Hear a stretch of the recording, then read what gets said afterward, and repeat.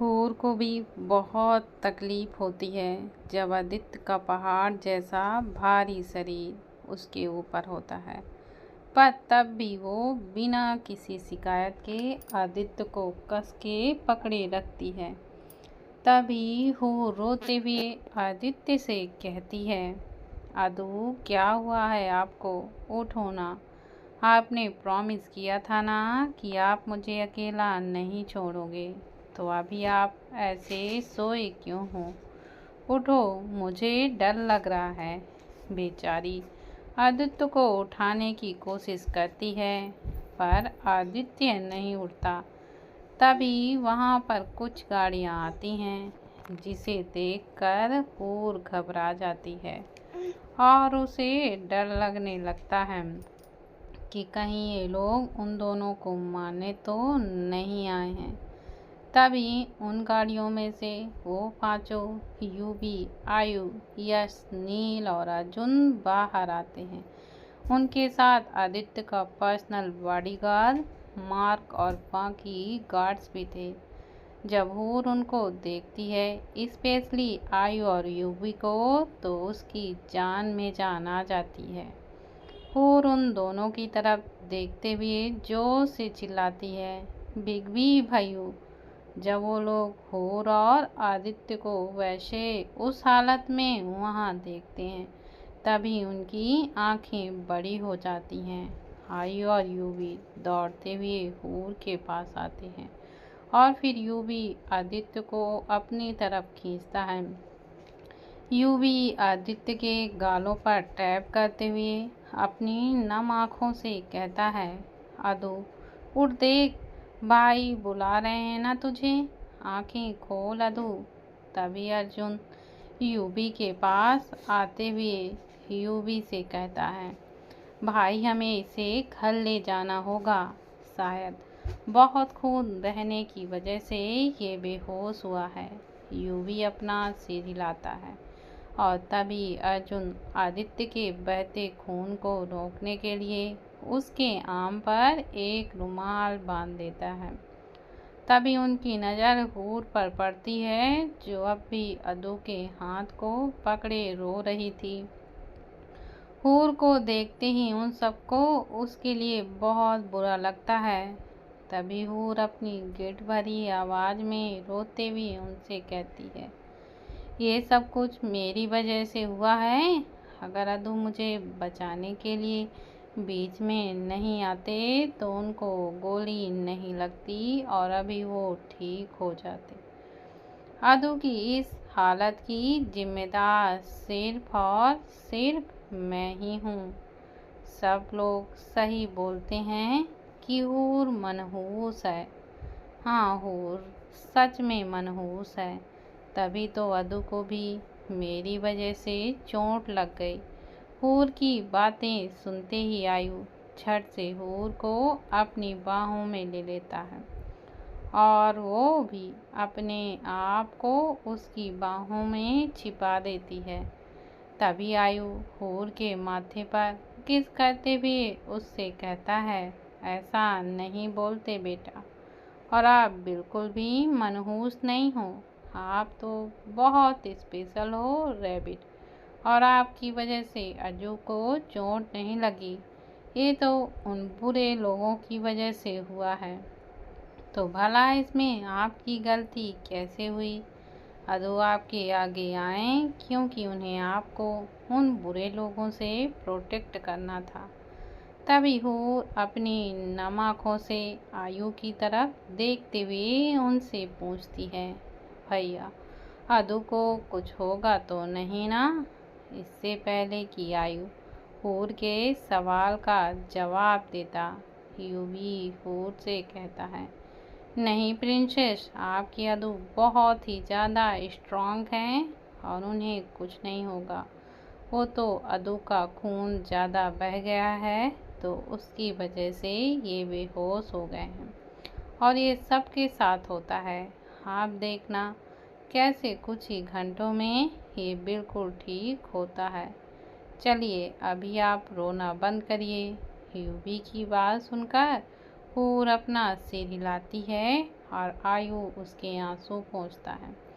तभी आयु की नज़र हूर के घुटनों पर पड़ती है, जिनमें से खून निकल रहा था। तभी आयु हूर के गालों को पकड़ते हुए उससे कहता है, आपको भी चोट लगी है लैबिड? चलिए, आपको भी ट्रीटमेंट की ज़रूरत है।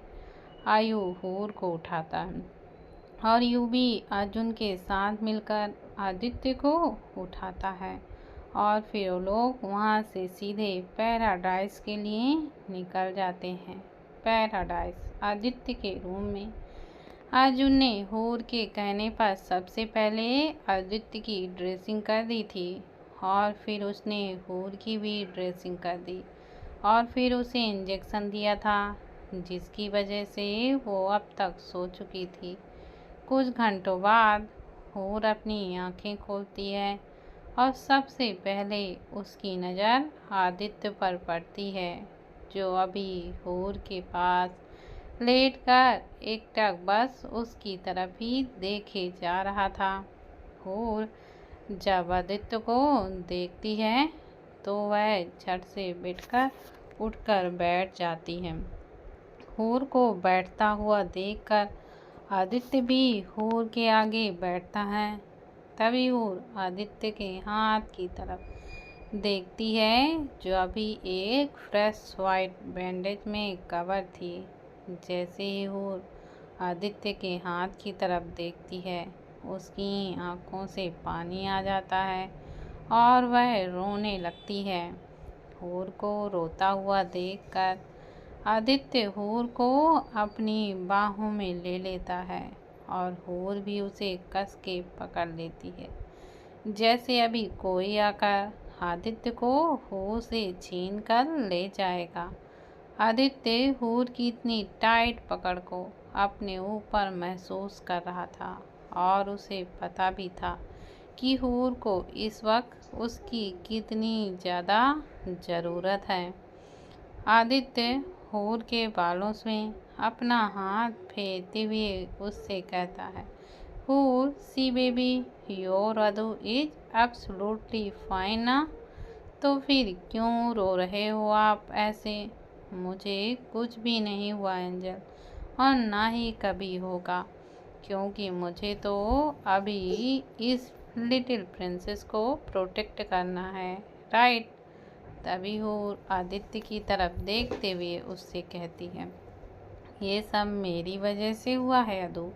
मेरी वजह से आपको चोट लगी और आपका कितना सारा खून बहा। बहुत पेन हो रहा होगा ना आपको। I am so sorry. मैं बहुत ही बुरी। इससे पहले कि हूँ अपनी बात को पूरा करती, आदित्य उसके होंठों पर अपनी एक उंगली को रख देता है, जिसकी वजह से हूर एकदम से चुप हो जाती। तभी आदित्य अपनी उंगली उठाता है और फिर हूर के माथे पर किस करते हुए उससे कहता है, पहली बात तो मेरी एंजल बिल्कुल भी बुरी नहीं है, और अगर आपने उसे बुरा बोला ना तो मैं आपको पनिश करूँगा। और रही बात मुझे चोट लगने की, तो बेटा इसमें आपकी कोई भी गलती नहीं है। और अगर मैं बीच में आता तो आपको चोट लग जाती। मैं फिजिकली बहुत स्ट्रांग हूँ, तो उस गोली ने मेरा कुछ नहीं बिगड़ा। पर एंजल, अगर वो गोली आपको लगती ना तो बहुत बड़ी प्रॉब्लम हो जाती। जिस पोजीशन में आप वहाँ बैठे थे, उससे पूरे चांसेस थे कि वो गोली आपको सीधा आपके हार्ट पर ही लगती। अगर गलती से भी ऐसा हो जाता ना तो मैं आपको खो देता, क्योंकि इस वक्त आप फिजिकली बहुत वीक हो, और ऐसे में आप जितना खुद को चोट लगने से बचाओगे उतना आपके लिए अच्छा होगा। तभी हूर अपनी भीगी हुई पलकों को झपकाते हुए आदित्य से कहती है, पर मुझे बचाने के चक्कर में आपको तो लग गई ना। तभी आदित्य हूर का एक हाथ अपने हाथों में पकड़ते हुए उससे कहता है, आपको याद है एंजल, कल आपने मुझे डैडा कहा था, और एक बाप का फर्ज होता है कि वो अपने बच्चे को हमेशा सभी लोगों से प्रोटेक्ट करे, उसे हर मुसीबत से बचाए। तो मैंने भी कल वही किया। अच्छा, आप मुझे एक बात बताइए कि अगर कल आपके पापा होते तो वो भी अपनी जान पर खेलकर आपको बचाते ना?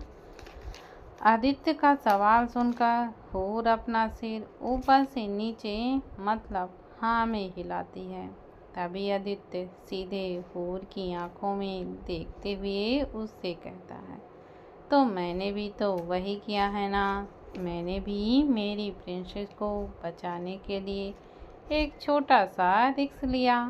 सिर्फ कल ही नहीं, पर अब से आप हर बार मुझे अपने आगे देखोगे। किसी भी मुसीबत को आप तक पहुंचने से पहले आपके अदू का सामना करना होगा। मैं हमेशा ही आपके और उस मुसीबत के बीच एक दीवार बनकर खड़ा रहूँगा, और आपको कुछ भी नहीं होने दूंगा। ये मेरा आपसे प्रॉमिस है एंजल। आदित्य की बात सुनकर वो आदित्य को हक करती है और उससे कहती है, थैंक यू सो मच आदू।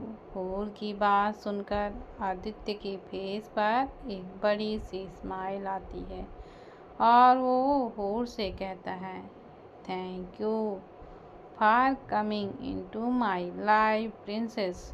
हूर बस एक छोटी सी स्माइल करती है। तभी हूर को आर्य की बात याद आती है जो उसने हूर को बताई थी कि उसने हूर के पापा को मारा था। उन बातों को याद करते ही हूर फिर से टूट जाती है और उसे ऐसे देखकर आदित्य तो एक पल के लिए एकदम से घबरा जाता है और हूर से पूछता है, हूर क्या हुआ? बच्चे प्लीज आप मुझे बताइए। तभी हूर सुसकते हुए आदित्य से कहती है, आर्यनी उन्होंने मेरे पापा को मारा था, सिर्फ पापा के बिजनेस और पैसे के लिए। वो ऐसा कैसे कर सकते हैं अदू? सिर्फ कुछ पैसों के लिए कोई इतना कैसे गिर सकता है कि वो किसी की जान ले ले? मैं ना उन्हें अपने पापा जैसा मानती थी, पर मुझे क्या पता था कि उस इंसान ने मुझसे मेरे पापा को ही छीन लिया। और दीदू, वो कैसे उन लोगों के साथ रह सकती हैं? आज सच में मुझे अपनी बहन के लिए बहुत नफरत हो रही है। उन्होंने मुझे इतना हर्ट किया और अपने ही पापा के कातलों का साथ वह दे रही हैं। मैं आपसे बिल्कुल भी नाराज़ नहीं हूँ अदू कि आपने उस इंसान की जान ले ली, क्योंकि उनके साथ तो वही होना चाहिए ना जिन्होंने मेरे पापा के साथ किया था। मैं उन सब को बहुत बहुत नफरत करती हूँ और मुझे उन सब से बदला लेना है। I want to kill them Madhu, I want to. हूर की बातों को सुनकर आदित्य हूर के चेहरे को अपने हाथों में लेते हुए कहता है, एंजल आपका जो भी डिसीजन है उसमें मैं आपके साथ हूँ, और आपको भी हेल्प जो चाहिए होगी मैं करूँगा। पर अभी के लिए आप सबसे पहले अपने आप पर ध्यान दीजिए। अगर आपको उन सब से बदला लेना है तो उसके लिए आपको बहुत बहुत स्ट्रॉन्ग बनना पड़ेगा ना। और अभी तो आप कमज़ोर हो हूर, तो अभी हमारे लिए अगर कुछ भी इम्पोर्टेंट है तो वो है आपकी हेल्थ, आपकी रिकवरी। जब आप पूरी तरह से ठीक हो जाओगे, आपके पूरे घाव भर जाएंगे ना, तब हम उस बारे में सोचेंगे। पर तब तक के लिए आपको अपने ऊपर कोई भी प्रेशर नहीं देना है। आप मेरी बात समझ रहे हो ना बेटा? हूर अपना सिर हिलाते हुए आदित्य से कहती है, हाँ आदू, आप जैसा बोलोगे मैं वैसा करूँगी, पर आप मुझे कभी छोड़ कर नहीं जाओगे ना। तब ये आदित्य हूर को हक करते हुए उससे कहता है, नहीं एंजल, मैं आपको छोड़कर भला कहाँ जा सकता हूँ। आप ही तो मेरी जान बसती है ना।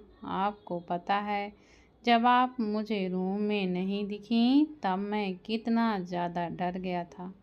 एक पल के लिए तो मुझे लगा कि मैंने आपको खो दिया, पर थैंक गॉड कि आप मुझे मिल गए, वरना मैं पूरी दुनिया को आग लगा देता। मेरे लिए सबसे ज़्यादा ज़रूरी कोई नहीं है और आपके लिए मैं कुछ भी कर सकता हूँ, किसी भी हद तक जा सकता हूँ। हूर अपना सिर हिलाते हुए बस वैसे ही रहती है। आदित्य भी हूर के बालों को सहलाते हुए बार बार उसके माथे पर किस कर रहा होता है। वो दोनों कुछ देर तक वैसे ही बैठते हैं, पर तभी आदित्य को कुछ याद आता है और वो हूर की तरफ देखता है। आदित्य हूर के गालों को सहलाते हुए उससे कहता है, एंजल, मुझे आपको कुछ बताना है, क्योंकि मैं आपसे मुझसे रिलेटेड कोई भी बात छिपाना नहीं चाहता। आदित्य की बात सुनकर हूर थोड़ी सी अलर्ट होती है। तभी हूर आदित्य की तरफ देखते हुए उससे पूछती है, क्या बताना है आपको अदू? आप बता दो, मैं सुनूंगी आपकी बात।